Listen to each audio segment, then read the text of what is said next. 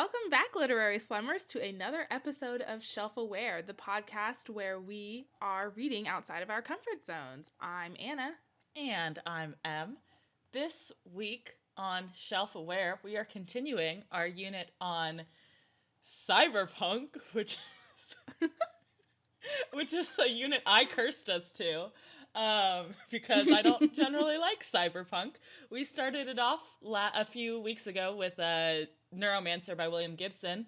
And so this week, Anna, do you want to tell us a little something about the genre of cyberpunk as we move further into its depths? Yeah. Well, so last episode, or no, not last episode, I don't know, like a month ago, we we discussed a lot about Neuromancer, which is, I think, the book that kind of defines the genre. So I'm not going to go as super in depth, but basically cyberpunk is a subgenre of science fiction. And the very, very broad strokes of it are that there is advanced technology in a dystopian setting of some kind. So the term cyberpunk first came around in like the 1980s. Some guy named Bruce Bethke, I don't know, don't ask me, wrote a short story that he just called Cyberpunk that was about some teenage hackers. And I looked up like this article that he wrote about the story that he wrote, and he's like, darn, I wish I had trademarked the term. And I was like, that's not what you do with genres. I mean, it's what a lot of people are trying to do these days with every single romance novel. So. Yes. Oh my gosh. Let's just like pump the brakes. The Ohio State University. However, there was a few books written in the 60s and 70s during the New Wave science fiction movement, which is, I guess, just this, you probably know a little bit more than I do, just a very experimental time in the science fiction genre, which a lot of things were birthed there, I think. It was like they were kind of playing with the rules a little bit of, like, I don't know, I'm getting too much into it, but like basically the 1950s were like, science fiction, yay, let's all go to space and there's aliens and everyone's good and nice. And then now in the 60s, 70s, and going into the 80s, everything's like, science fiction can be dirty. Also, let's all go to space and everything's bad. Yes, everyone's bad. Technology's bad, but you're still gonna put it in your body. Get that computer in your eye. Yeah, so we have some big authors in the early like 60s and 70s were Philip K. Dick, Roger Zelazny, and Harlan Ellison, of which I've only read 0 of those authors. I think I've read Philip K. Dick, certainly, and I think I've read Harlan Ellison, but I don't think I've read Zelazny. I've never even heard of him, so I'm sorry. I'm sorry to you. Sorry, Zelazny. But Neuromancer, a lot of people agree Neuromancer was kind of the book that solidified cyberpunk as a genre, or was kind of like the framework for how the rest of cyberpunk would go. And likewise, the movie Blade Runner, which is based off Philip K. Dick's Do Androids Dream of Electric Sheep, kind of solidified what cyberpunk would look like, which is like, it's nighttime, it's raining, and there's neon lights in Japan. Yeah, pretty much. So back more into kind of the feel of cyberpunk, this other author named Bruce Sterling is often quoted as saying cyberpunk is low life and high tech. So there's a lot of like, the main characters are always like these anti-heroes that work outside the law because the law didn't work for them. And there's always a lot of like gritty underworld street gangs and drug usage and maybe like hacking into corporates to get your dues. I don't know. Like we said a few weeks ago, it's just like dirty computers. And they do a lot with AIs and prosthetics, like putting technology in your body where it shouldn't be. Maybe like the blend of human and AI and exploring those kinds of themes. And then there's also a lot of influence from the film noir and hard-boiled detective novels as well, from like the 40s and 50s, like right after World War II. That kind of bled into this. So as we see, not so much a Neuromancer, I don't think, but definitely in this book, there is like a murder that's trying to be solved. And you can definitely picture this guy like in his trench coat and fedora monologuing about the women in the room. There's a lot of discussion about breasts and dicks in this book. I think even with Neuromancer, there is some, because I think I even mentioned it during that episode, that there are some like noir-y aspects of it where it's like the city is a character and everyone's trapped in the city, and like, although it's like multiple cities in Neuromancer, but like, and everything is, man can't escape the confines and whatever, like that sort of thing. So I think there's definitely like thematically some noir elements in Neuromancer as well. Yeah, I guess I just didn't understand at all what was happening in that book. So That's true. That's a fair point. Yeah, there was like, for me, the theme was just confusion. And so there are like a couple different waves of cyberpunk as well. And I'm not quite sure where I've landed on like where this book fits into the whole scheme of things. But we have the first wave of cyberpunk, which people say is like from the 1980s to like 2000, 2003, like mid early 2000s. Like I said, Blade Runner, Neuromancer, The Matrix was a really big one that people might be more familiar with. And then it kind of moved on to post-cyberpunk, where I guess people decided that sometimes technology doesn't have to be super bad. Like, sometimes the technology can be helpful, but maybe, like, it just kind of, like, opens it up to the possibility of being abused, but it's not so, like, what's the word I'm looking for? Grimdark? Like, it's not so black and white, I guess. Yeah. Yeah, grim, dark, black and white, that kind of thing.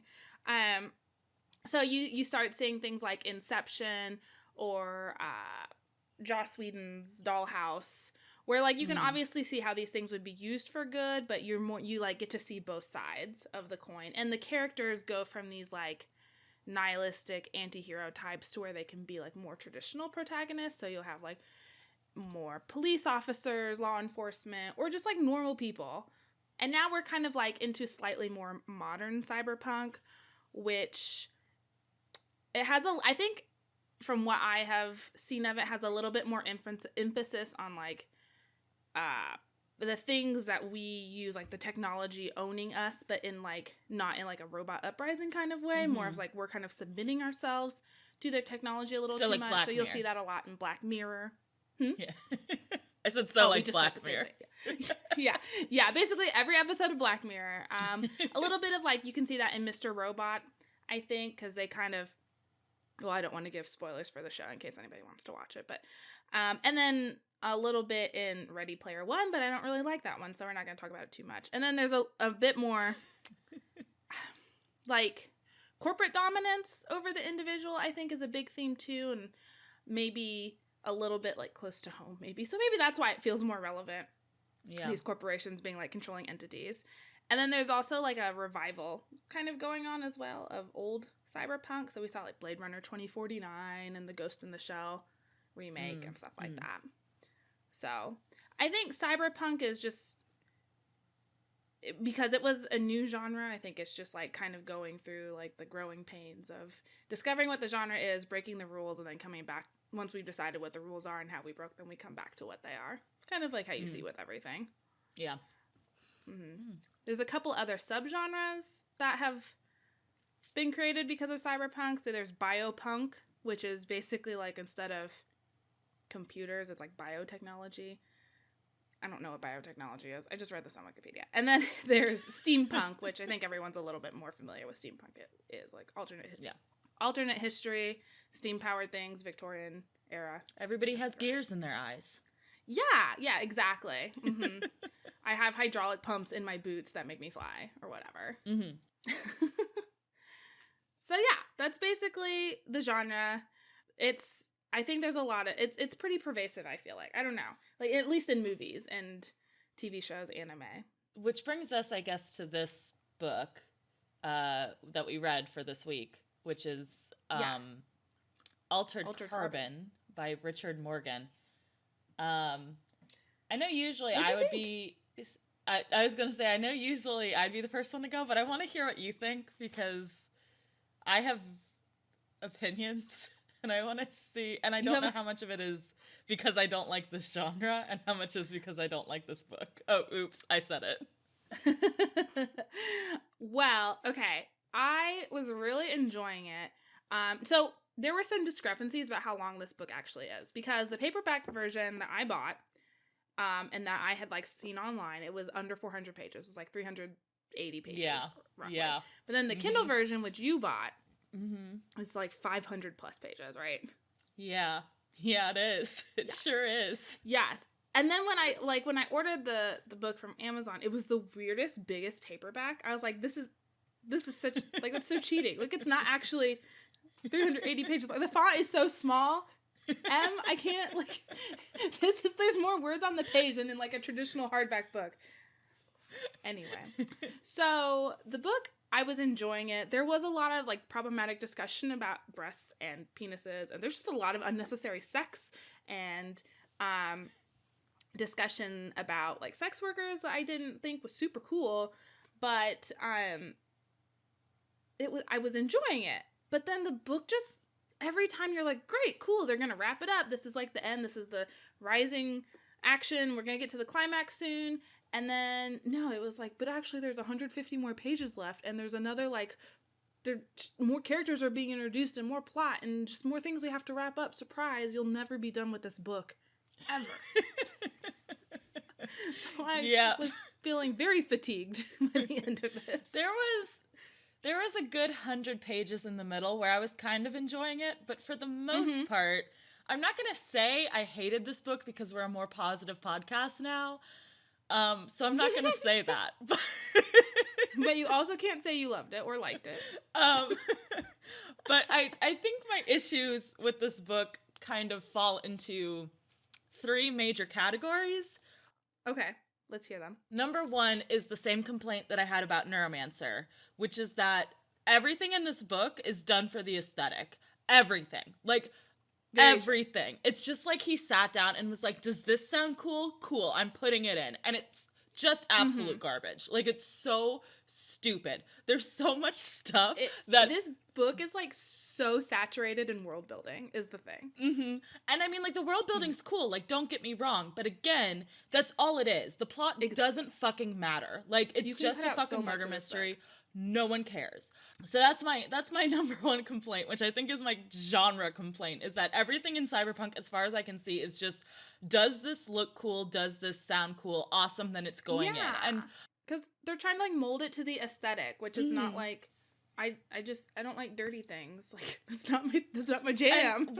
And a big problem with that also is that, like, when that is your one claim to being anything, is like, man, look how cool it is. When something isn't cool, it, like, really sticks out. So there's, like, a couple phrases in this that I was just like, okay. Let me see if I can find, like, a couple of them, because I did highlight. At one point, he describes the main character's nicknames that he's used. It's just the dumbest list, because it's Mamba Lev, One Hand Rending, the Ice Pick. And I'm like, you're trying so hard to make this guy cool, and you're just failing on every level right now. 100%. So that was my first complaint, is the coolness, the cool factor. Both in that it was trying too hard and that sometimes it failed. Number 2 is just, kind of, you alluded to it, I'm just going to fold it all into dumb bullshit gender stuff, because there was a lot, and some of it's, like, gender related and some of it's, like, sexuality related, and I hated all of it, and I have, like, some really, like, kind of hardcore problems with a couple of the scenes. Not enough that I'm like, hey, Richard Morgan is clearly a misogynist, or Richard Morgan is clearly homophobic, but there was, like, definitely some stuff that I was like, okay, this is very, like, 2002, which is when this book was written. There was also some weird race stuff in here that I don't know if I super want to get into. She kept calling people, like, Mongols. Yeah, and there was, like, an entire planet that was, like, real fucked up. Like, the whole... Yeah. Post 9/11 Muslim terror. Yes, it was, like I said, very 2002, right? Like, yeah, I was like, okay. Yeah, no, it's like we see when this was written, but honestly, like, no, it was bad. The planet is called Sharia. Like, why are we doing this? But it's spelled different. Why are we doing this? What is happening? It's with a Y, so you know. Right, it's with a Y. There was even so one point where they called Christ. like Asian countries, like they were just like, oh, that's from the Orient. And I was like, what? Mm-hmm. Yeah. Do they not know by like 2300 to stop? Whatever. Right. Well, even ignoring the fact that that's like a racist ass term, it's also a term that 100% relies on being on one planet, because like the Orient literally means like in this area of the planet, right? So when you have expanded to like multiple planets, it kind of doesn't make sense as a term anymore. Yeah. I just don't like, I really appreciate the kinds of science fiction where we're just like, you know what? It's so far into the future and humanity has like either one, like bonded together against every other alien species, or two, has blended so much that it doesn't even fucking matter, because those seem like the two most realistic options to me. Like still having these like, oh, look at this traditional African looking woman sort of descriptions, that to me, I'm like, you were like 500 years separated from that. Like there shouldn't be any frame of reference for you. And it's too, like, I can almost be okay with like when he's like, this sleeve is Asian, this sleeve is black, this sleeve is Caucasian. I'm like, okay, I guess, even though that's still a little bit, does it like seems like, aren't there more mixed race people in the future? I don't understand. But there should 100%. But like there's also, like you said, like traditional African, or like he uses Nordic cheekbones at one point, or like he says Japanese eyes, and I'm like, I don't know anyone that can like accurately look at like a bunch of different people coming from like the Asian diaspora and pick out which one has Japanese eyes. Like, what are you talking about? Like, I don't. And what is that even going to look like 300 years in the future when Mr. Takeshi Kovacs, lives on a planet called Harlan's World that was founded by the Japanese and Eastern European people? Like, I don't. What is this? What does Japanese eyes mean to him? I don't understand. It was weird. Again, none of it's enough that I'm gonna be like, it was racist, but like it was weird. It was weird. Yeah. For as far ahead in the future as it was, they were very focused on race issues of 2001 and 2 and 3. Like, and then my third issue with this book, kind of goes, I think, to the genre, but also like to another genre which I don't particularly like, which is like murder mysteries, which is that we've kind of talked about, I don't know on the podcast, but like I've definitely talked to you in the past about pretty much the only reason I ever watch anything or read anything is for the shipping. And I mean, like, to some extent I'm kidding about that, but to some extent I think it's true that the reason that I like media is because of the relationships, whether that's romantic or, you know, I think that's familial or friendship or whatever. Like, I don't really care as much about the story. Like, it definitely has to have a good plot, but like, I don't care as much about that being a thing that stands by itself as I care about it as a framework for people to like explore their relationships with one another. Right. And this just doesn't do that. Like, none of the relationships matter at all. None of the people matter. The characters are nothing. So the one relationship he seems to care about the most, we never see these two people together really, except for in the prologue, and then never given an explanation of why he cares about her so much. Are they friends, siblings, lovers? Kind of going back to the gender thing, it's one of the most egregious examples of like women being used as a motivator for men without having any sort of characteristics of their own, because she's literally nothing in this. She's just a name.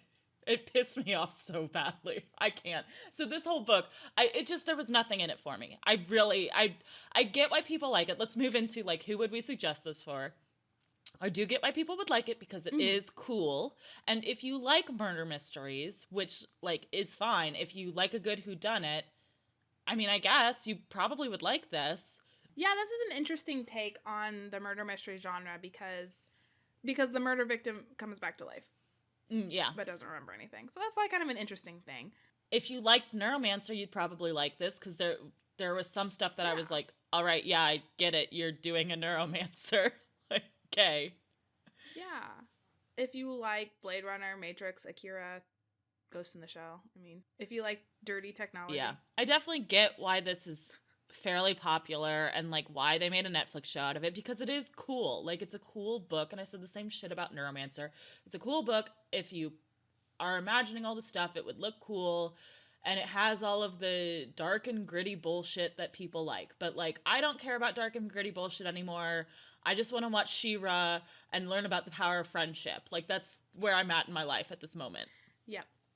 I'm not, the nihilism present in these books just drags me down a little bit too much. Mm-hmm. But I do see the appeal of this aesthetic to some people. And I'm not even going to say, like, it does it poorly. I was going to ask you, compared to Neuromancer, though, do you have a preference for one over the other? Man, this one was definitely more readable in the sense that I understood what was going on. So, like, yeah, I like that. Follow the plot. But it was less readable in that I did have to keep putting it down. Like, I could only really read this for like 30 minutes at a time without being like, I need to like go do something else for 10 minutes, you know? Because I don't think that I'm a particularly squeamish person, but there was some stuff in this book that like bothered me in terms of like violence and both, and like physical and sexual violence towards women. Yes. Yeah, I agree. I definitely I checked out the book on Libby, the audiobook as well, and so I could like, when I got too tired of actually reading it, I would just like listen to it and play Pokemon Shield. Yeah. So that was kind of nice. I had my pocket monsters to look at while I was listening to this. I don't even know what to call it. Book. I'll just settle on book. It's a book. But so with all that said, if this sounds like a book that you might be interested in, turn the podcast off now. We'll see you in 9 hours or whatever it takes to read this one. It's so long. It is so long. All right, I guess we'll talk about the book then. So the book starts off with a prologue, like all good books do, where Takeshi Kovacs and his friend Sarah... Now, Anna, you're saying Kovacs, but we are specifically told that's not how you pronounce his last name, and he gets very annoyed when people pronounce it wrong. That's right. It's supposed to be with a CH, but I listened on the audiobook, Kovacs. Takeshi Kovacs. Did they say it differently on the audiobook? No, I was listening to it so quickly that it sounded the same both ways. On 1.5 speed. See, I know this is jumping ahead because we literally haven't even gotten to the plot yet, but like it really pissed me off how much he got annoyed by people mispronouncing his name. As a person with a white ass last name that gets mispronounced a lot, like, no, it doesn't matter. They're not doing it intentionally. It's because that looks like it's how it should be pronounced. You need to chill. Yeah. Because he's like, all of these police officers are pronouncing my name wrong, and they're doing it on purpose. And then he gets to, like, this other place where it's people who have hired him and know who he is and are, like, pronouncing it correctly. And he's like, oh, they're so nice. They're pronouncing it correctly. It's like, no, you moron. It's not because they're being passive-aggressive. It's because you didn't introduce yourself to the first group, and the second group specifically hired you and assumably knows what your fucking name is. Calm the fuck down. I know. And he makes these comments like, I knew that they weren't familiar with this made-up language in this book, because if they were, they would have pronounced it flawlessly, like everyone else from my planet does. Like, okay.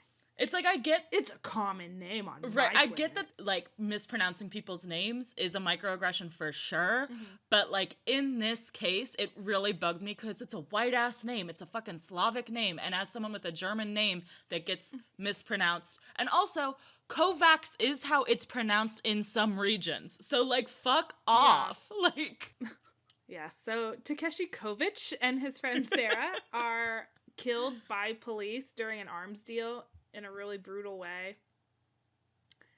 And Takeshi wakes up in a new sleeve on the planet Earth, which is not where he was earlier. But basically in this book, like, your mind, your soul, your memories, or whatever, I don't know, like your consciousness, I don't know, is downloaded into the big server, the cloud. You're put into the cloud. And if your body dies, you can either get like a synthetic body or rent a real body from like the body store. I don't know. It doesn't make sense. It's super. I'm sorry. I'm going to be ranting a lot on this one. It doesn't make sense. It's like the whole.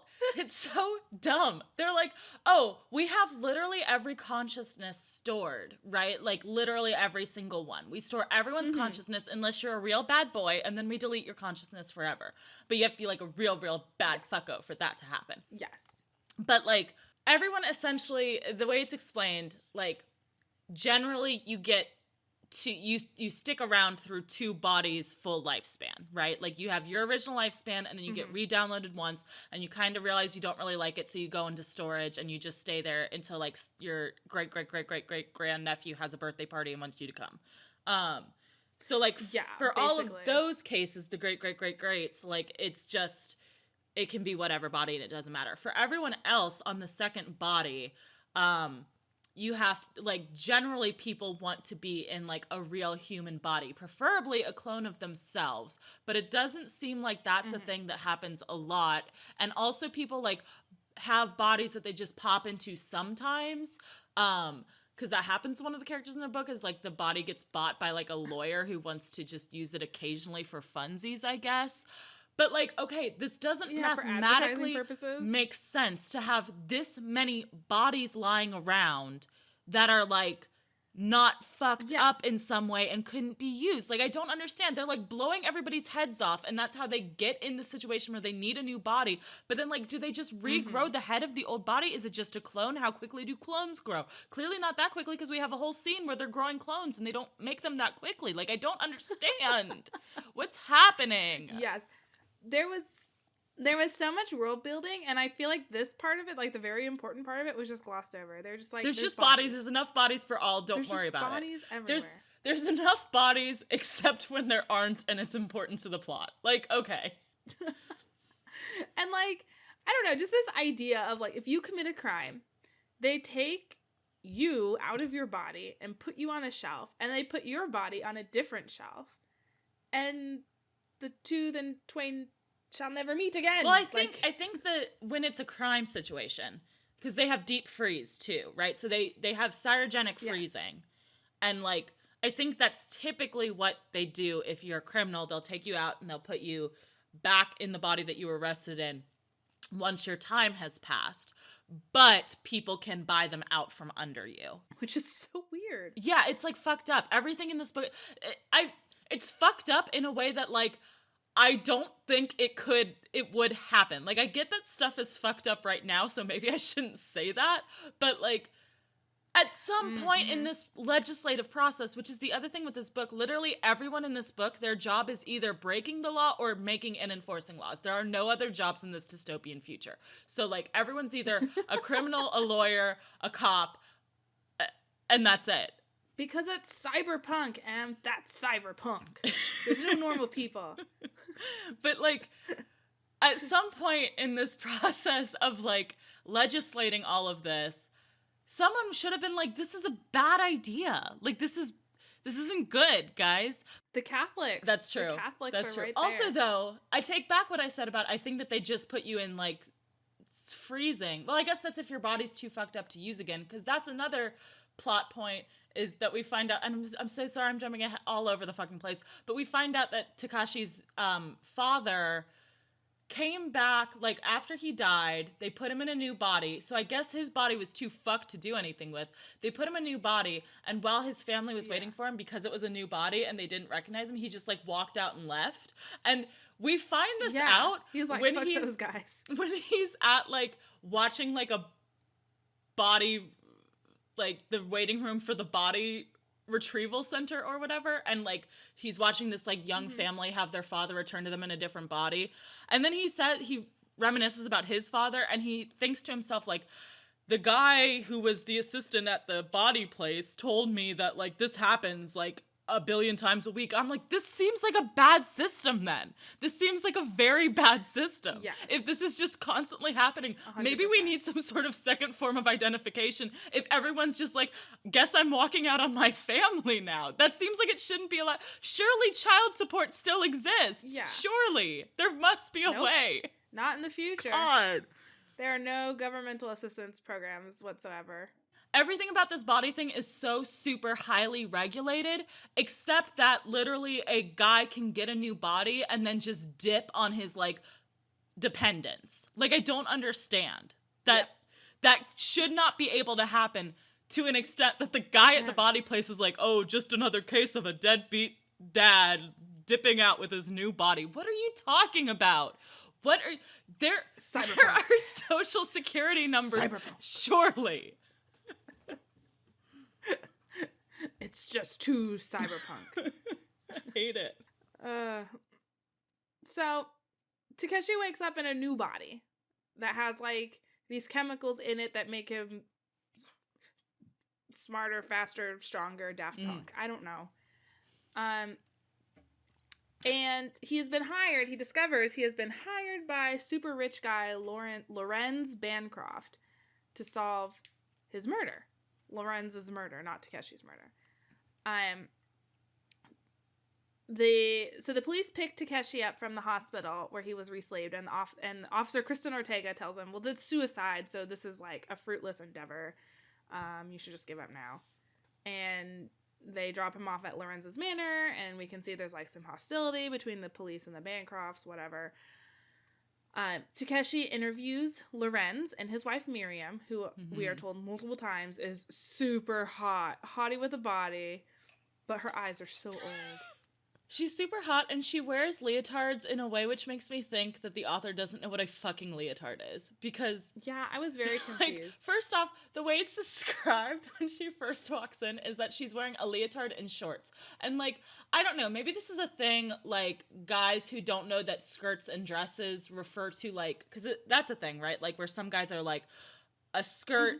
is a short one and a dress is a long one, and it doesn't matter if it's like attached to a top piece, right? Like they don't get that that's the thing.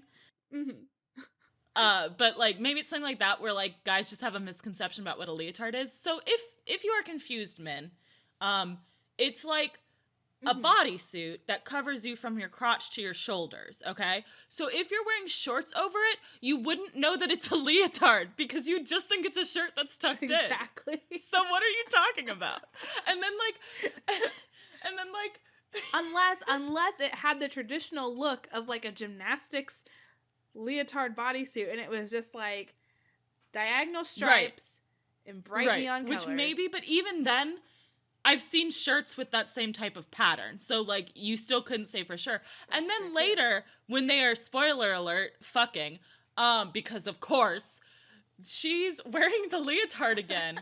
And it's described as, and I think I have it, I'm not even going to look at my notes because I think I have it pretty much burned into my brain, that he pulls on a seam, exposing one of her breasts. Okay. What are you talking about? Do you know what a seam is? Do you know what leotards are? I don't understand. What seam are you pulling on a leotard that's gonna pop a titty out? Like, I don't understand. Oh, they're like made to keep them inside. Right, and okay, maybe he meant he pulled on the hem, like the top of the shirt. Maybe. That's definitely but that's not a seam. Though. A seam is where two pieces connect, and there are, let me think, there's depending on if it has sleeves or not, 1, 2, 3 or 4 seams on a leotard, and none of them are anywhere near the boobies. What are you talking about? Yeah. I don't... And also, like, imagine, like, pulling, like, a swimsuit and pulling it, like, over your bra, and then how, like, the material of it makes your bra, like, get all squished up and awkward because, like, it's a tight material. So her breast was just, like, probably the weirdest, most uncomfortable shape. Well, and that's the other thing about this gravity-defying leotard is that constantly her breasts are, like, bouncing up and down in it against the sheer fabric, because that's another thing that this fucking douchebag loves, is describing how sheer the fabric is of various women's clothing.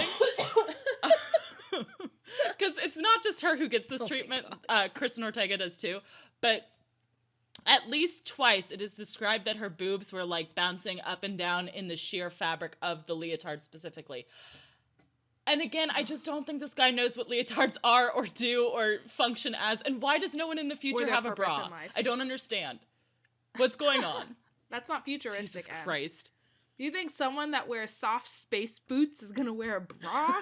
You dumb idiot.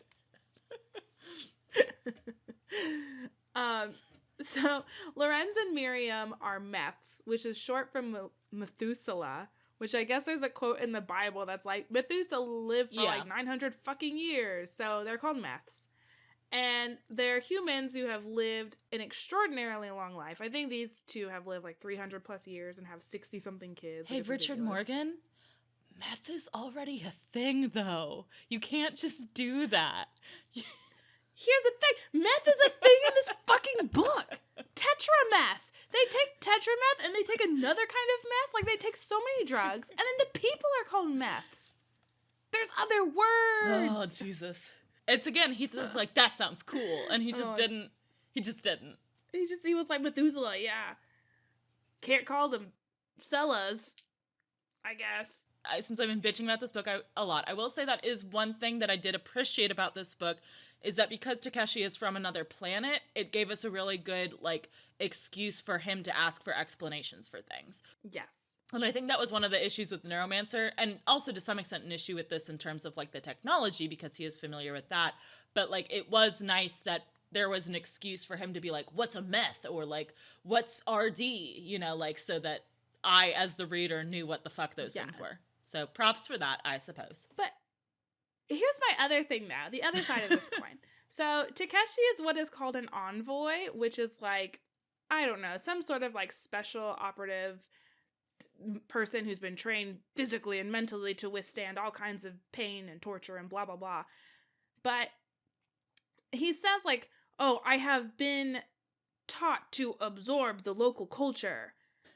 And then he'll like, so he brings this up. He'll like mention something that he's heard before and he'll be like, because I can absorb the local culture. And I'm like, no, it's because you can fucking remember something somebody told you. That's just called memory. And you cannot tell me that you spent however long in this super intensive training just learning how to remember things. They'll be like, RD means real death. And then like 3 pages later, he'll be like, RD. And they'll be like, wow, how did you remember that?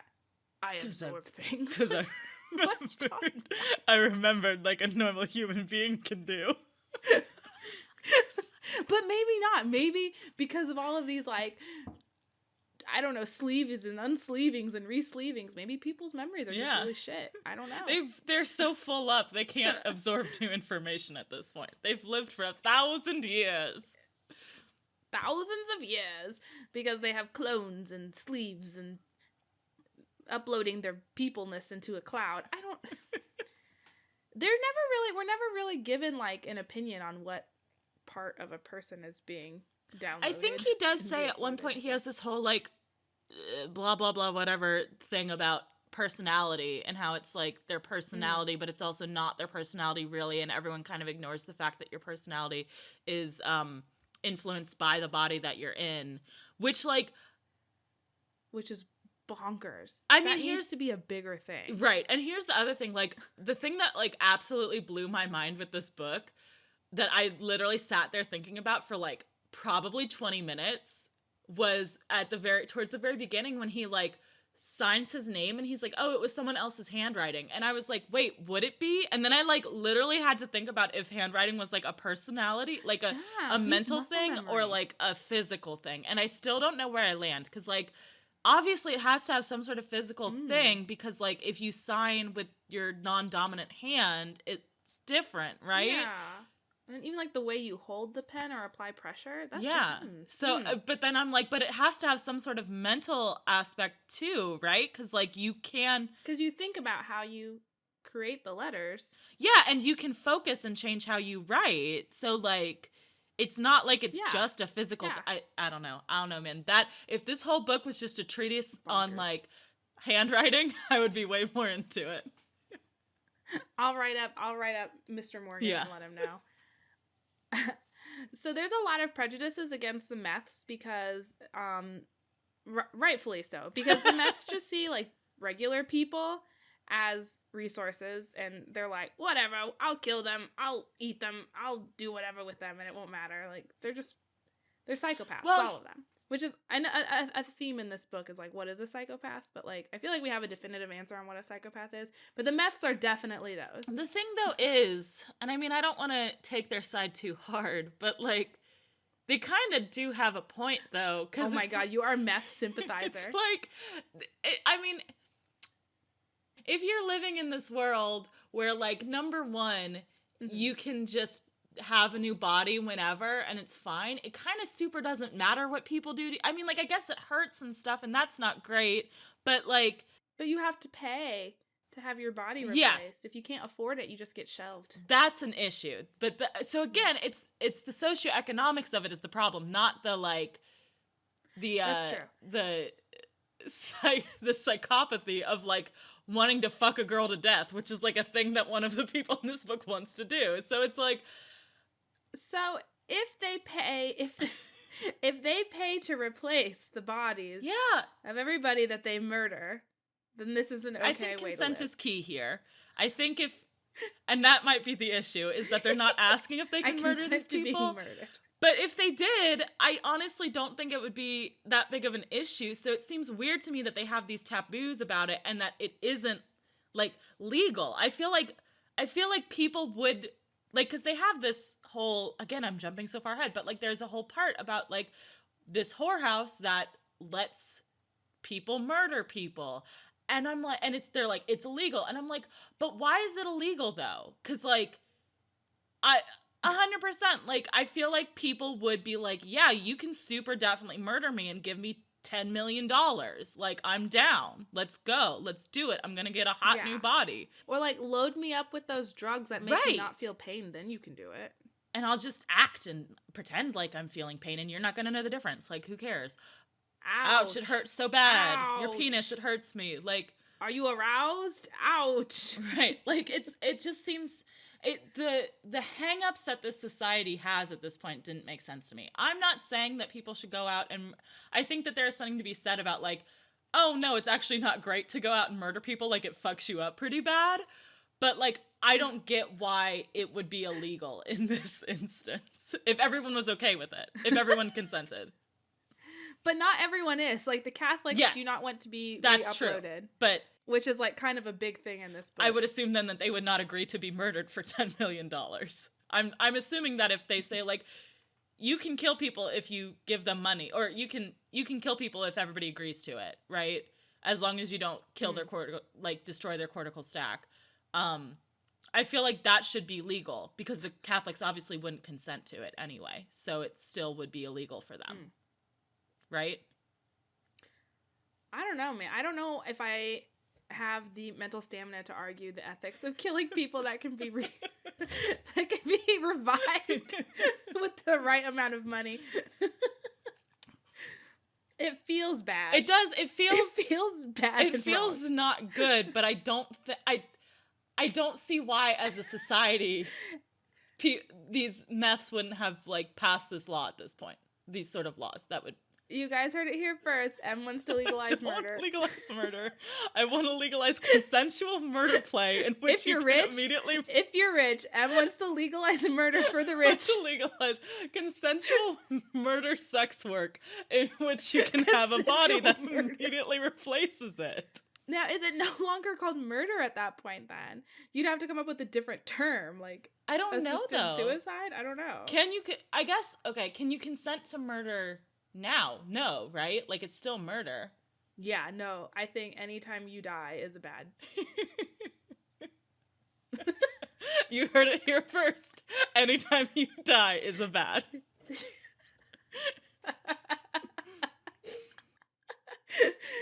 Anyway, we've gotten through like 10 pages of this book. 500 pages of this book. So many questions. So Lorenz's self is uploaded to a server every 48 hours, and it's that way like he can retain his memories and remember what he did. but his death occurred sometime between uploads, so he has no idea what has happened. And he himself is convinced it's not a suicide because if he wanted to kill himself, he'd know how to do it. He would not be alive again today. So he sets Takeshi on the case, has Takeshi speak with his lawyer. And the lawyer gives Takeshi access to all of these death threats that the Bancrofts have received over the years. And it turns out that Bancroft liked to visit sex workers, especially ones that look like his wife, because he was into... He had like a humiliation kink, but he didn't like to be the one that was humiliated. He liked to degrade others. And he didn't want to do that to his precious, beautiful, rich wife. So he went and did that to poor sex workers that just look like her. Which is super cool. Which again, okay. Honestly, the issue is that he can't do it to his wife, I think. Because I think the problem is that if you are into that, and again, consent, if everyone's on board, which I would assume the sex workers are on board in the sense that, like, they're doing their job and they're fine with that. Like, that's fine. Do what you want to do what you got to do to get you off, I suppose.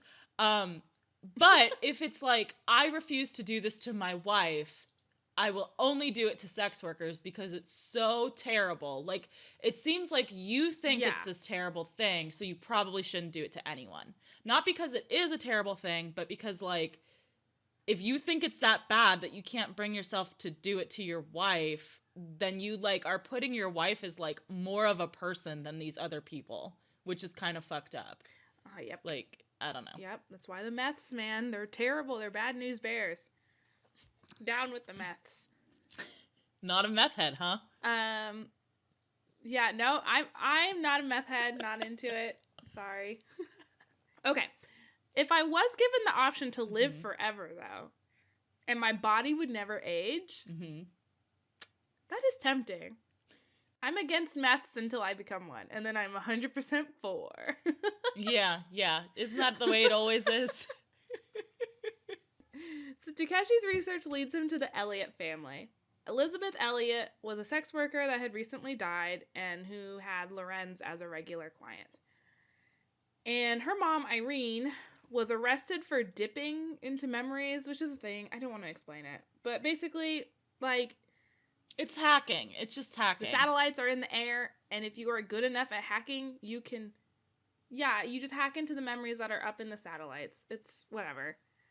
And the dad of the family is too poor to upload Elizabeth into a new sleeve or to release his wife's mind from prison. And then her body is, like, bought to be used for some sort of advertising. So basically the Bancrofts, like, fucked over this whole family.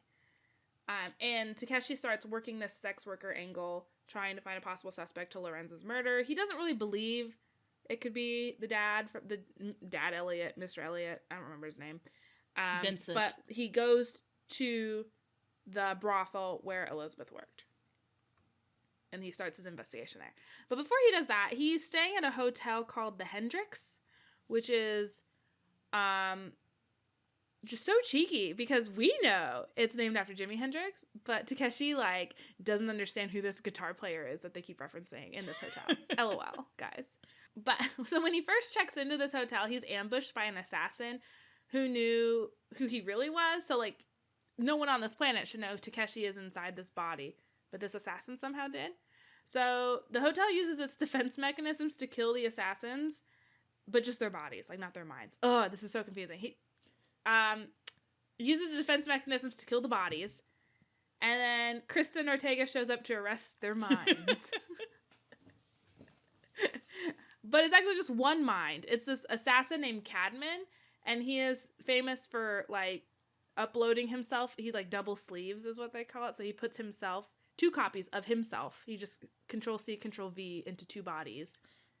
And then they just go about as if they were 2 people, but it's one person. But then they become 2 people because, like, they have different experiences. Philosophy. And we got, like, this whole info dump from Kristen Ortega about like what double sleeving is and like how Cadman achieves it and whatever. And I was like, okay, so like obviously this is going to be a thing that happens at the end of the book, is that Takashi's going to have to double sleeve himself, right? Like, so this is like a huge Chekhov's gun.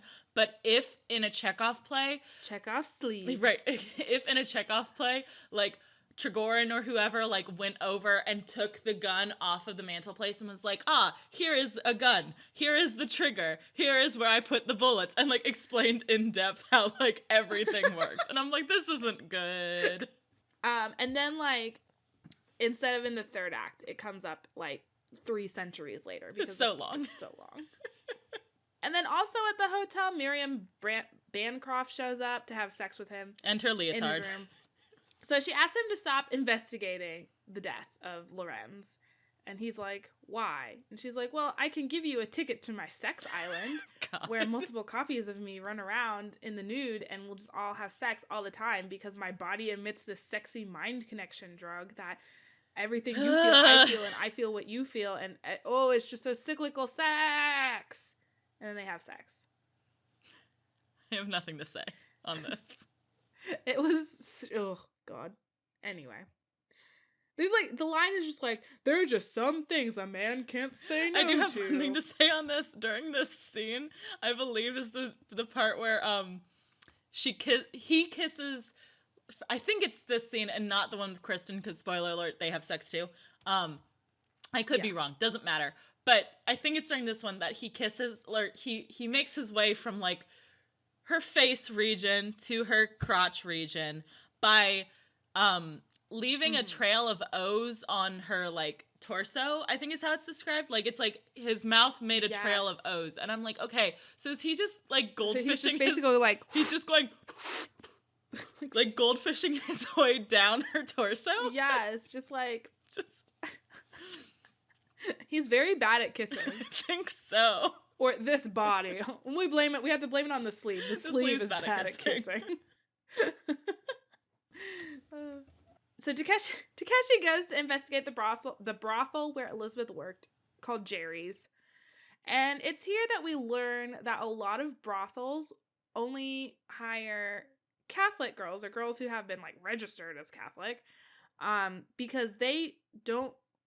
It is against their religion to be revived, because they believe that your soul is your soul, and when you die, it goes up to heaven, right? Religion.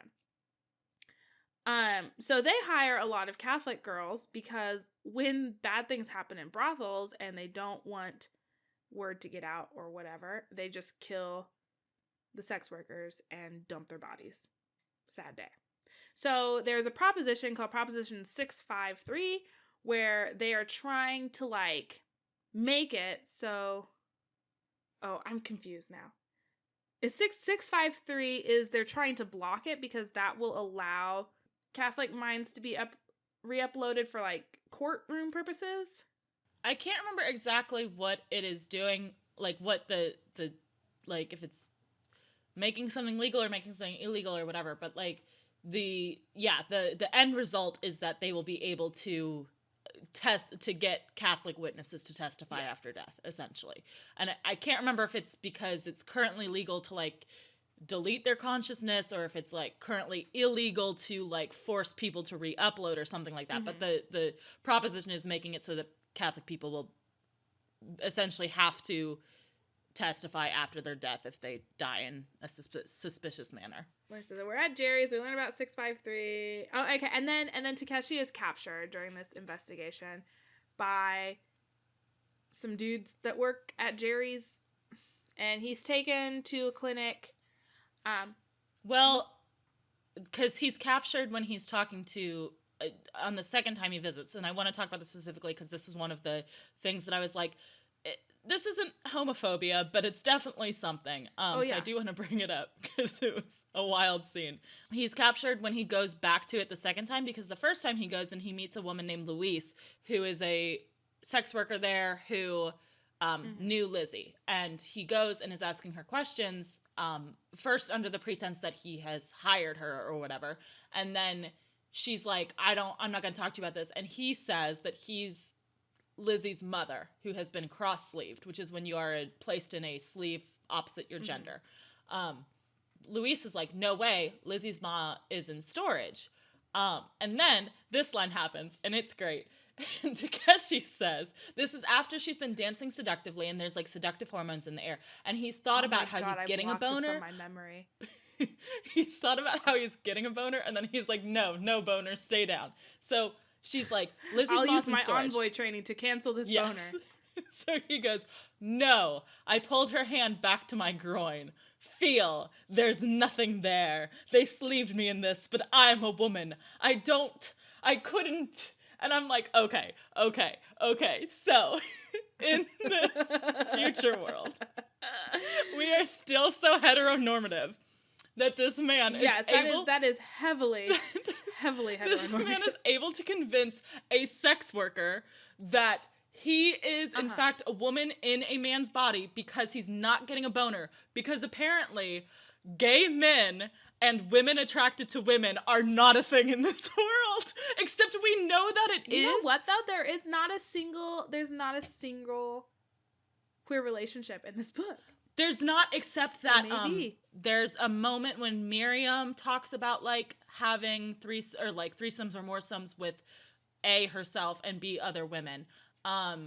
So, like, it is a possibility. And then I think Trep, who we haven't really mentioned because she hasn't come up yet, I think she says something about, like, some sort of hookup with a woman, I think, but I'm not 100% sure. I can't recall it off the top of my head.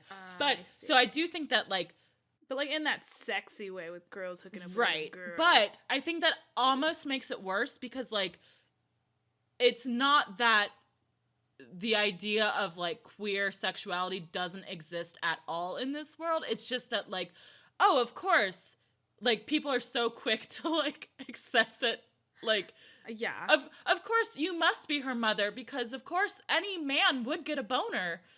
Because gay men don't exist, and also I guess just people not attracted to me specifically don't exist. Yeah. Well, and moms can never be aroused. That's just gross. Yeah. Moms don't have sex. That's weird. It was such a weird moment in this book, and I was just like... It was very bizarre. How he was like, I have to prepare my body so that this gambit works. Right. And he was like, and it could have been okay if, like, there was some follow-up questioning from her, but she was just like, oh, yeah, you're right. Like, you're right. I guess you are this woman because that's the only explanation that makes sense. Yeah, in this world where anybody can put on anyone else's body. Right. And even, like, the idea of, like, cross-sleeving, like, I feel like that should have been explored way more than it was because just in general, and this is maybe getting a little bit too 2019 with it, but, like, the idea that this world exists where, like, anyone can put on any body and there aren't more people who are gender fluid seems very weird to me. Like, yes. Everybody has specific pronouns and everyone uses he, she pronouns. I don't know. I mean, again, I very much doubt that is a thing that would be in a book in 2002, but I agree. Looking at it now in 2019, I don't think that that's how that would work if this society actually existed. I think a lot more people would be using they, even if we didn't get into, like, non-binary, like, you literally wouldn't be able to assume someone's gender by looking at them, right? Exactly. Mm-hmm. Weird. Yeah. There's a very specific worldview that this book is portraying, how the future will look. Takeshi gets captured and taken to a clinic where he's virtually tortured because he has been mistaken to be the person whose body he's in. The person whose body he's in is Elias Riker, who is a former police officer and Kristen Ortega's romantic partner. The whole torture thing was the worst thing in this book. It was so it's fine. Oh my god, it was so, like, descriptive and uncomfortable. It was just awful. So in this torture, they put him in a woman's body because women feel pain more than men, which... Because women are weak. Well, no. Women are stronger except when they're having their periods. That's actually... Yeah. Oh, yeah, and then they hit the all-time low. I did underline that. Like, yeah, and also they feel things differently through their women's skin because their skin is more sensitive, and men just touch the world and women feel it, or some bullshit. Yes. All of that aside... Let's accept that some of that is scientifically correct. Because, like, there are differences in male and female skin, and there are differences in pain tolerance, although we don't know how much of it is physiology and how much of it is like women being more able to express that they are in pain because of like cultural differences. Don't know, unclear. But let's accept that there are like physical differences for the sake of this argument. I don't think that the amount of pain felt would be different enough to justify the fact that the vast, vast, vast majority of physical trauma inflicted on characters in this book are inflicted specifically to women's bodies. Like anytime that like physical like distress is described in this book, it is incredibly more descriptive when it is being done to a woman's body than to a man's. Like, yes, Lawrence gets his head blown off, and we kind of gloss over that. We talk about, like, the other guy who gets his head cut off, and it's, like, a little bit gory, but, you know, not too bad. Louise gets her, like, legs slit, and, like, people are messing around with, like, pulling her leg meat apart. Ugh, so gross. And then in this whole torture scene, like, it gets incredibly graphic in a way that I'm not going to get into right now. You guys can go read this book if you really want to, but, like, it's super fucking graphic. Later on, when he is double sleeving, it's the body that is, I believe, a woman's body that gets tortured again. So I don't know that this is like intentional. In fact, I suspect it's not. I suspect that Richard Morgan was probably like, oh, it'll be cool to do like some scenes with him as a woman and some with him as a man. I'll put him in a woman's body for these scenes. Like, that'll be cool. But the end effect is that all of the scenes where, like, there's really graphic torture being done to our main character, he's in a woman's body. Like, it's kind of fucked. Yeah. Yeah. It doesn't make me as a reader feel good about this author or world he has created. I'm really trying to give him the benefit of the doubt. I really think that he did not think of it in those terms. I don't, and I mean, maybe I'm wrong about that, but like, I think he probably just thought it would be a cool thing to do because he's a dude and he has the privilege of not having to think about the fact that like so much media already depicts graphic violence towards women. And it's like, well, and like sex workers in general. Yes, and sex workers. And it's just like, it's really a mess. Again, I don't think that I'm particularly squeamish. I'm fine with, like, violence in books. We read fucking The Ruins, which was super graphic and gross, and I thought it was great. But like, everyone got fucked up in that book. Everyone got fucked up, and it didn't skew as heavily. Like, this skews very heavily towards women and sex workers. I'm not saying exclusively. There is violence done to men in this book. But I think that the descriptions of the violence on women's bodies is a lot more graphic and a lot more like focused on creating terror, and it's like kind of fucked up. It really like goes to show you how normalized that idea is. And it's Takeshi's getting tortured because of his mistaken identity. We don't really understand why, but he tells his captors he is an envoy. And he bluffs, and he says, all these other envoys are going to come, and they're going to fuck you up for fucking me up. And so they're like, oh, well, I guess we can, like, let him go, but he has to go talk to Ray. So a woman named Trep comes, and she takes Takeshi to go see Ray, who is in charge of the clinic and has questions for Takeshi. However, Takeshi escapes, killing Trep, and then absolutely everybody at the clinic. Like, he goes in and just, like, destroys everyone with real death, which means he like burns out their cortical stack that stores them in it, and so if they don't have a backup anywhere, that basically is just like, wow, you're gone, you're erased, you're wiped, which I think from my understanding like only rich people have the backups. I don't know. But he does like save the head of one doctor, which he stores in his hotel, and I think he interrogates him later for some details about like the final plot. So it's just like, ugh, gross. And then a lot of things happen that took a long time to read, but ultimately didn't mean like a lot for the story. So I'm just going to go through some highlights now. Okay. Takeshi goes to question Cadman at the police precinct because he's now the only lead in the murder case because the sex worker angle didn't pan out. Cadman escapes police custody.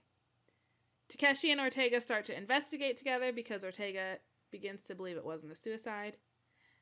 Cadman then attempts to kill Takeshi and Ortega by blowing them up. Takeshi and Ortega start fucking. And then Trep comes back and takes Takeshi to go meet Ray in Europe. That's like 200 pages of the book.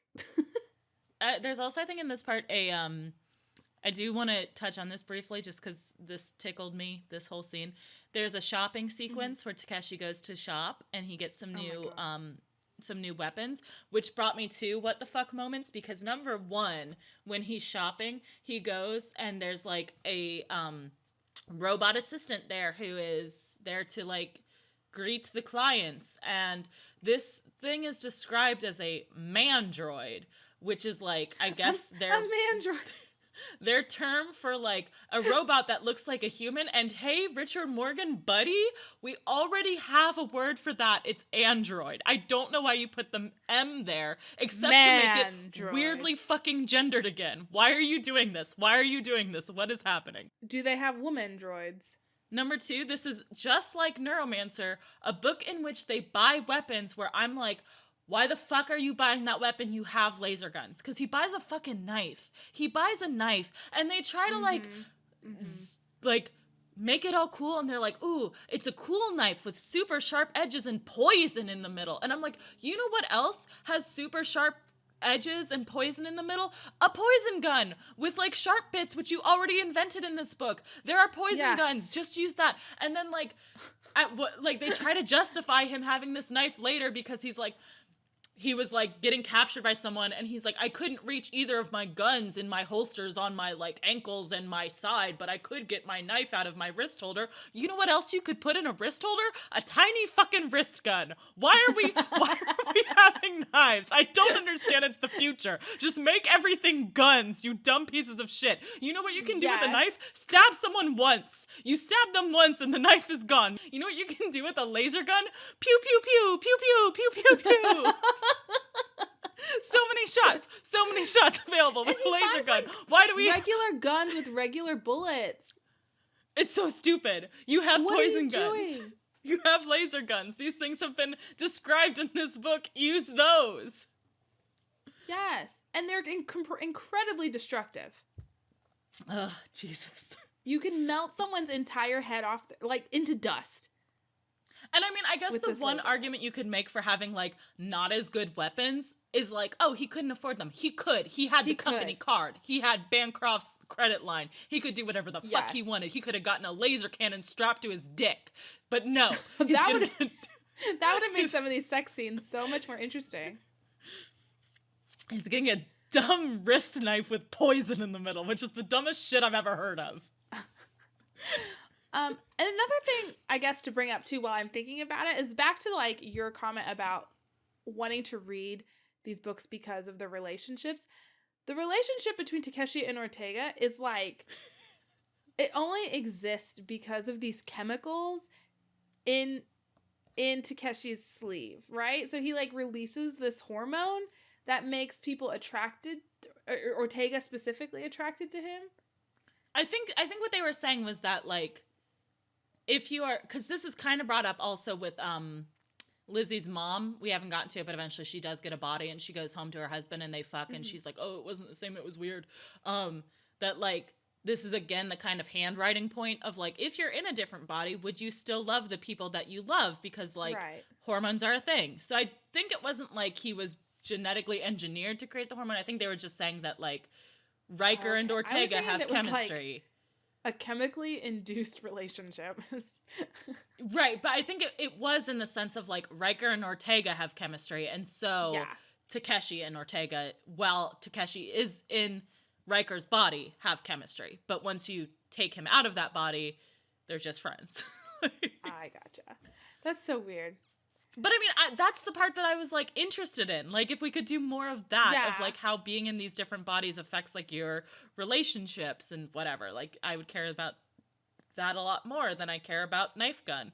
And I like how at the end he was like, you don't have to worry about being unfaithful to him because I'm not going to tell and he'll never know. It's like, oh, well, that's cool, okay. I guess. But also, neat. We've talked about this sort of thing before on other podcasts, but like, is it cheating if your significant other is in storage? Because, like, especially, Good like, question. in this case, because he was in, we haven't super gotten into it, but Riker was, like, we find out later, framed for being a dirty cop and all this other shit, and so he was arrested and put in storage for, like, hundreds of years. So, theoretically, Ortega's never going to see him again. He's essentially dead to her. So, like, is it cheating to, like, hook up with someone else when they're in storage? How long of a storage, like, does that have to be for it to be okay? Or is it, like, never okay? Or is it, like, okay to hook up with their body if it's, you know, like, how much of this is cheating? And I mean, like, also, she fully believed he was innocent the whole time and wanted to get him out. So she didn't think he was going to be in there for hundreds of years. Yeah, she was, like, still devoted to him. Yeah. Weird. Lots of just, I feel like we could have, like, a week-long retreat and just, like, discuss the ethics, morality, philosophy behind this world that Morgan has created. And we would just end the week being disgusted. I feel like, though, that stuff's more interesting to me than these questions of, like, what if you're just really old? What if you're really old and you don't like people anymore? Like, okay. I guess. That's a dumb... like, I kind of don't buy, because they're like, the Meths are so old, they don't, like, understand humanity. It's like, they're not that old. I mean, they're old for sure, but they're, like, 300 years old, which is, like, old, but it's only, like, 3 times older than, like, people today can get to be. I certainly wouldn't look at, like, a 100-year-old person and be like, they don't understand humanity anymore. Like, that's fucked up. So I don't know. I guess maybe it's the, like, taking away the fear of death that makes them not understand humanity, but that's the case for literally everyone on this world. So, like, yes, I don't get it. I felt like they needed to be a lot older for me to buy this, like, they're just so disconnected and they see humans as nothing but ants. And I'm like, they have children. Like, what are you talking about? Like, yeah, I don't know.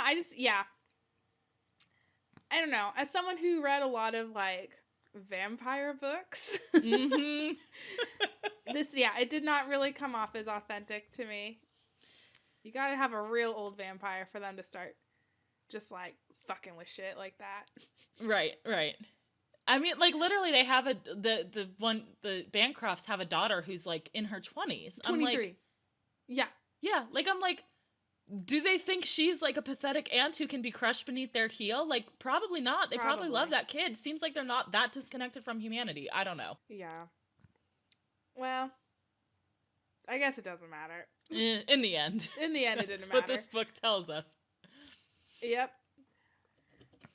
So Takeshi gets to meet Rei, who is actually Raylene Kawahara, which is a meth that Takeshi has had previous bad encounters with. He does not like her at all. She is evil.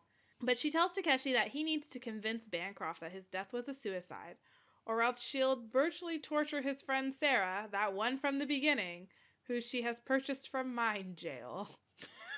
God. This book is so dumb.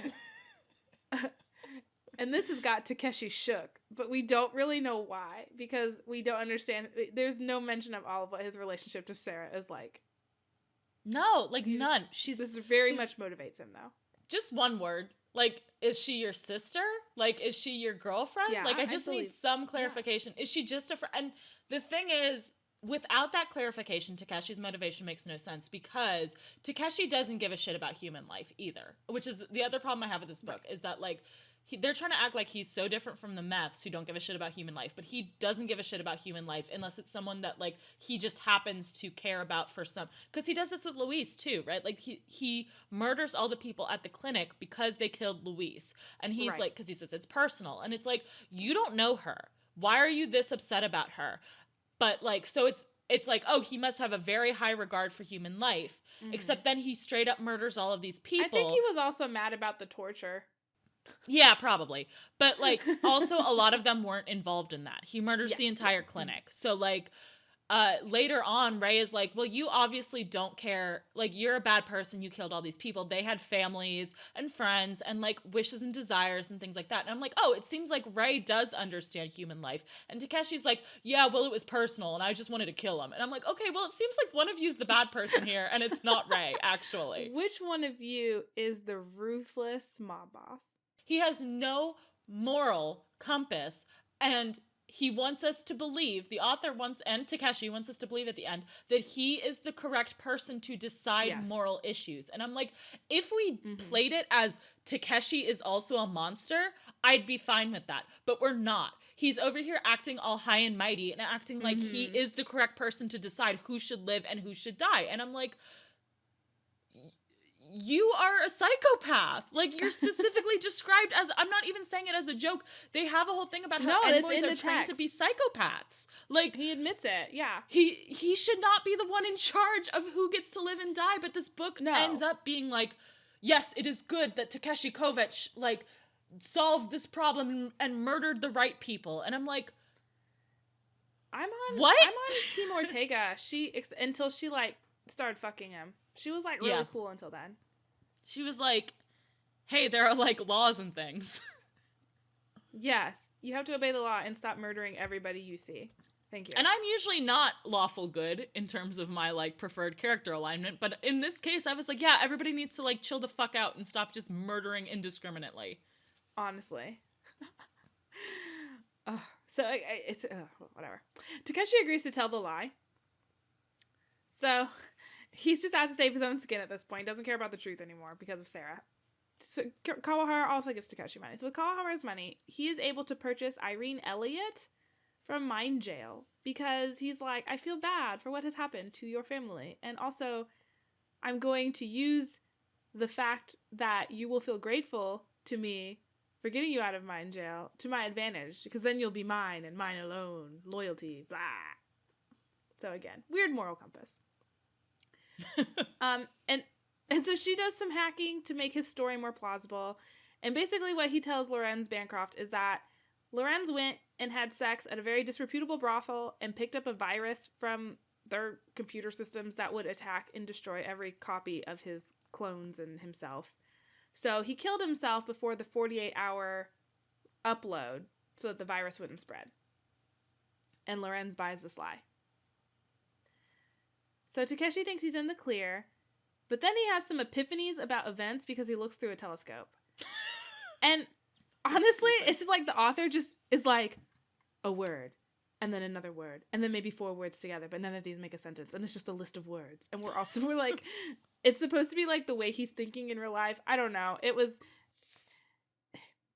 I don't understand how he came to the conclusions that he did. I guess because he absorbs things. This is the first of 2 times where I'm like, oh, so Takeshi's actually not good at this either. Because it's like, he's very bad. He's like, the telescope thing is just like, oh, he just happens to look through it. And that's like what is the big break in the case. And this is our big Sherlock Holmes of this book. Okay.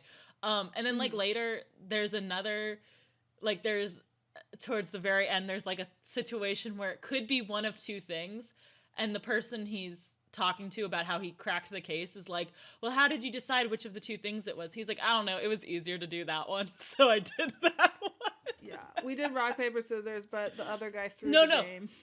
Not that. Not the rock, paper, scissors thing. When Miriam's like, how did you decide if to go investigate PsychoSec or whatever else? And he's like, I couldn't get into whatever else, so I investigated PsychoSec, and it turned out that was the right one. And it's like, oh, all right, so you're just bad. Because like also the whole brothel thing and him finding out about Riker and whatever, like that was complete coincidence too, that he was just like, I don't know, this guy seems like he's angry, I'll go talk to him. Like, yeah, but he didn't actually have anything about, he's not doing anything. Like there's no procedure here for him. He's just bumbling around killing people. And it just happens to be the right one, so good job, I guess. Yeah. Takeshi discovers that Lorenz went to Head in the Clouds, which is a brothel in the sky, which is what the telescope was pointed at, before he died. And this brothel is owned by Kawahara. So Takeshi makes this huge leap in logic that Kawahara isn't responsible for Lorenz's death. But before he can do anything, he gets abducted by Cadman, the assassin who double sleeves and is forced to fight him to the death in this arena in a humiliation bout. And it ends with Trepp coming in at the last minute to save him and Cadman dying a real death. Listen, I was, at this point in the book, I'm like, just get Cadman out of here. Like, he's not the issue anymore. Stop bringing him into this book. But we had to have Cadman so that we could talk about Takeshi's daddy issues, I guess. Oh my god. Also unnecessary. The Patchwork Man. It's a thing. I don't want to... We're not getting into it. We gotta move on. This episode is already going to be our longest episode. It's fine. Yes. So then we get to the whole thing, the solution of it all. And I cannot summarize it as succinctly as Wikipedia did, so I'm just going to borrow from the article here, maybe add a little bit of supposition of my own, but I'm mostly just going to be reading straight from the Wikipedia article, so forgive me. So, Kovich double sleeves, and he controls both Riker and the second body simultaneously. I think the second body he picked up at the arena, I don't know, it's supposed to be like some like super primo, what is the word? Prototype strong body of some kind. Riker's copy leaves with Miriam Bancroft to draw away surveillance. Ortega and Kovich infiltrate Head in the Clouds. Irene spikes Kawahara's personality back up with the Rawlings virus. That's the virus that, like, infiltrates and destroys every copy of your clone or whatever, destroying all of Kawahara's clones. Kovich forces a confession from Kawahara, and... It's just this whole thing. Okay. After a Catholic prostitute was murdered at Head in the Clouds, her resurrection would have revealed Kawahara's illegal activity. As part of her cover-up, Kawahara framed Riker for corruption, which is Takeshi's body, and she asked Bancroft to help her kill Resolution 653 to prevent the prostitute from testifying, but he refused. Kawahara and Miriam drugged Bancroft, and then out of his mind on drugs, he killed a prostitute and then killed himself in order to erase the memory out of guilt and self-preservation. With his memories gone, Kawahara's involvement cannot be traced. And then, assisted by Trepp, Kovich blows out of the side of the Zeppelin that Head in the Clouds is on, and as he falls to his death, he uses a grenade to destroy Kawahara's stack, ensuring her permanent death. That's how the book ends. There's like an epilogue, everyone has a happy ending, Takeshi goes away. Y'all can't see it, but I'm rolling my eyes a lot. I feel like the author was trying to be a little bit too clever with all of his little, like, tangents and background information and everything, and then tried to make it all come together at the end, and it just, like, to me, it was not pulled off successfully because I was so tired of reading this book. And maybe that's just a me problem. Maybe that's just me. Maybe if you were really enjoying this book, you'd be like, wow, genius, love it. 10 out of 10. Would read again. I also felt like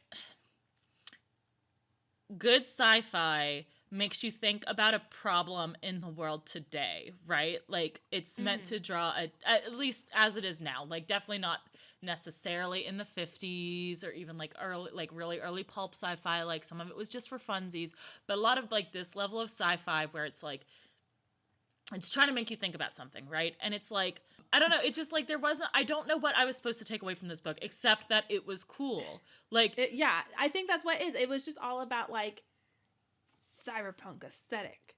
Here it is. So cool. Mystery, cool guy, nihilism, computers, dirty, drugs.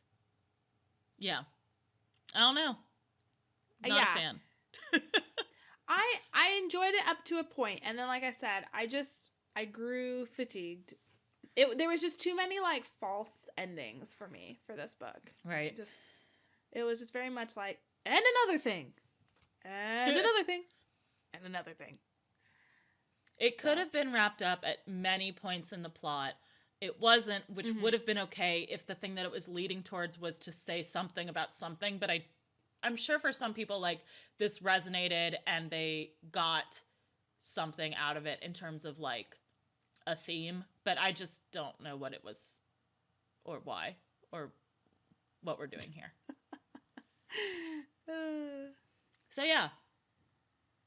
I guess things that I would like in Cyberpunk. What have we learned about Cyberpunk from this? I still hate it. I hate the genre still. This didn't fix it at all in any way.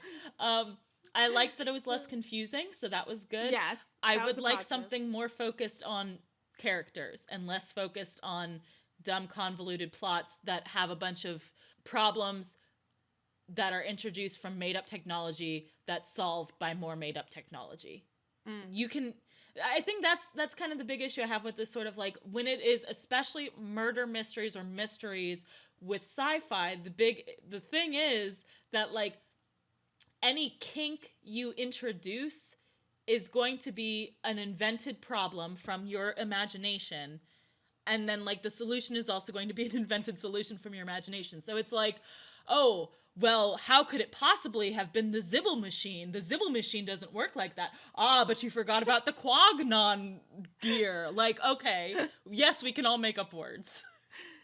So like less of that would be great. Yeah. That one's hard to like judge though, because you don't know until you're into the book. Yeah, but sorry. No, it's okay.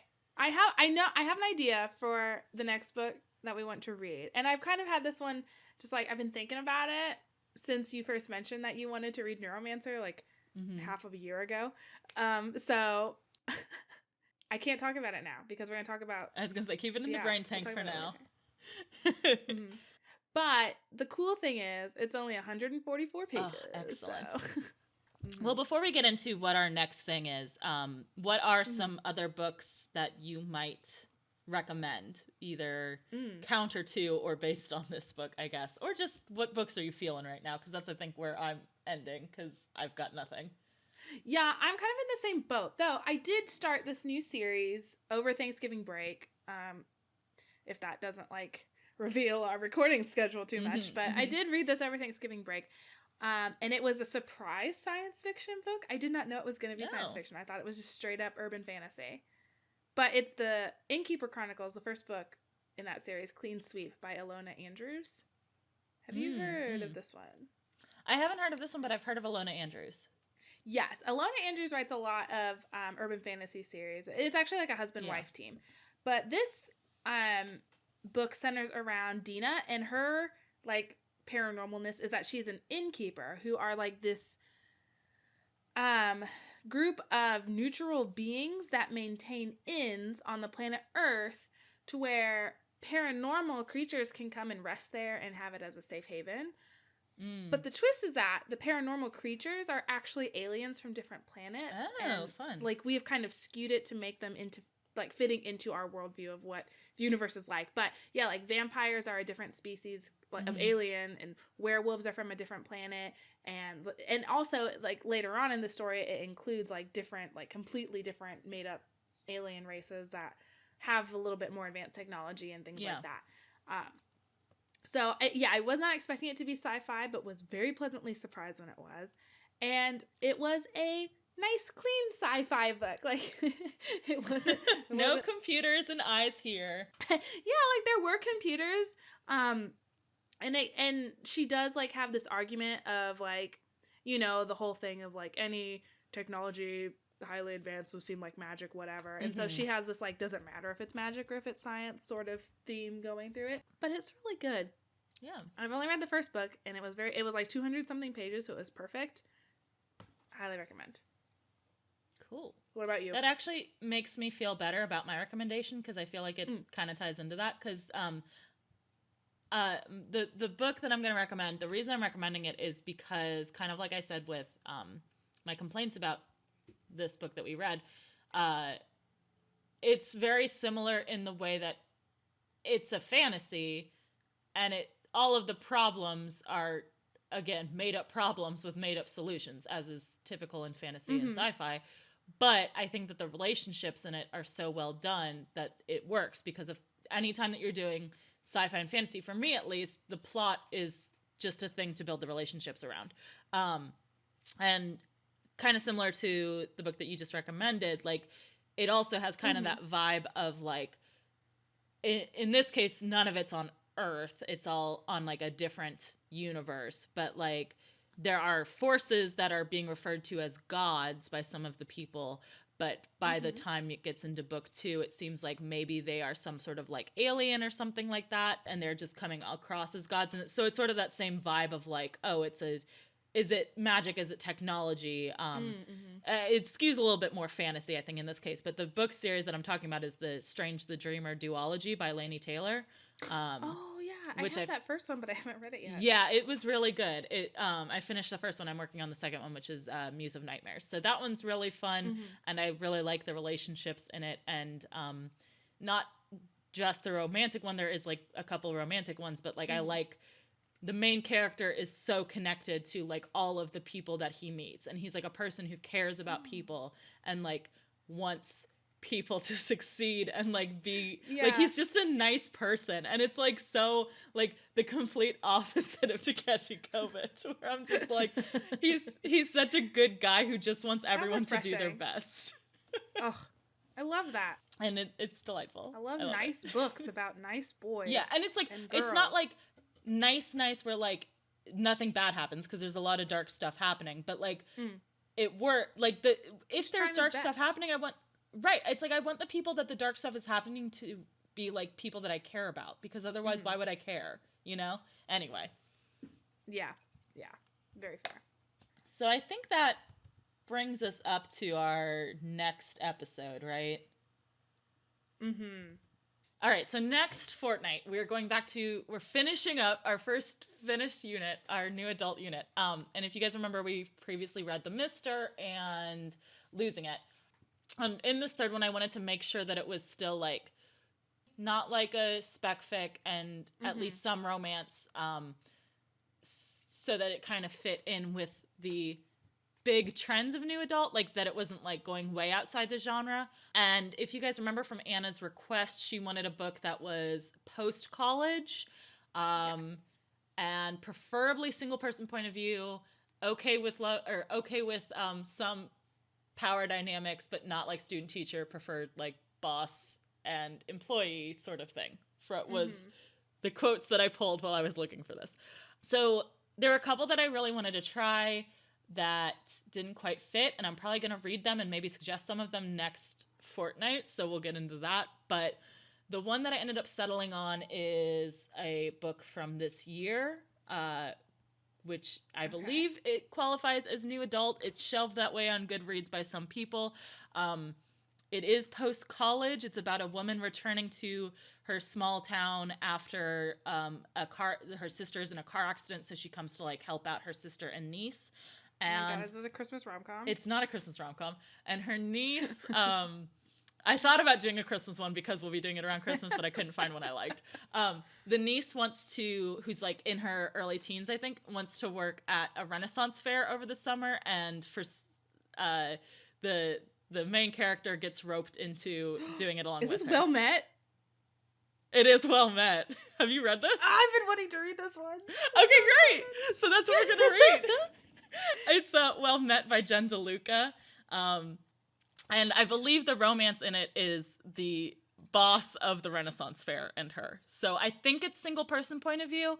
I didn't like read enough of it to check, but from the reviews, that's what I think. So I'm hoping that this will qualify as a new adult with like what we know of the genre, and B, that Anna will like it. I'm hoping so. I'm really drawn to this idea of a romance at the Ren Fair, and I think that's because it's my mind saying like, that's almost a fantasy novel, Anna. You got this. Exactly. But yeah, so that's what we're doing next week. Awesome. Or next I'm fortnight, super looking forward to this. I was looking for an excuse to buy it. Good. So now you have one. Right. So that's about it for this fortnight. If you've ever brought a poison knife to a gunfight, tweet at us and let us know about it. How'd that go for you? It might be your second body that you're tweeting us from. Let us know. You can tweet at us at ShelfwareCast.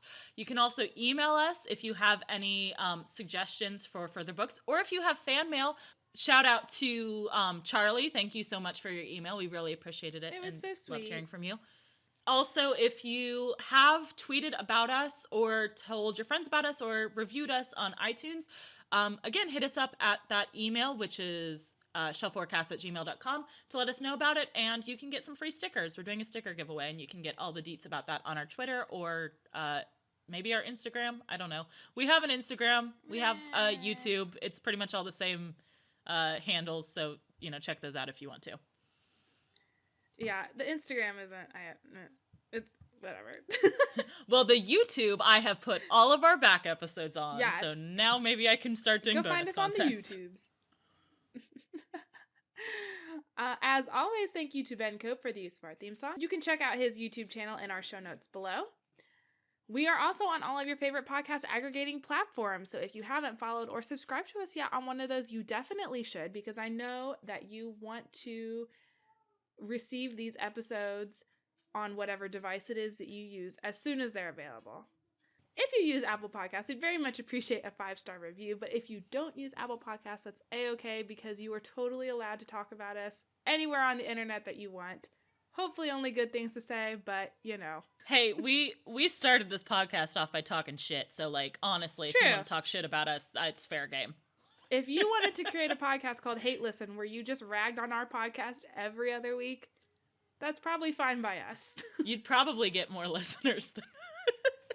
Yep. Womp womp. And in the words of Richard K. Morgan, I trust these scumbags about as far as a cling film condom. Why are you still using cling film in 2300 or whatever year this is taking place in? Are there not more advanced forms of technology to secure your leftovers? I don't understand.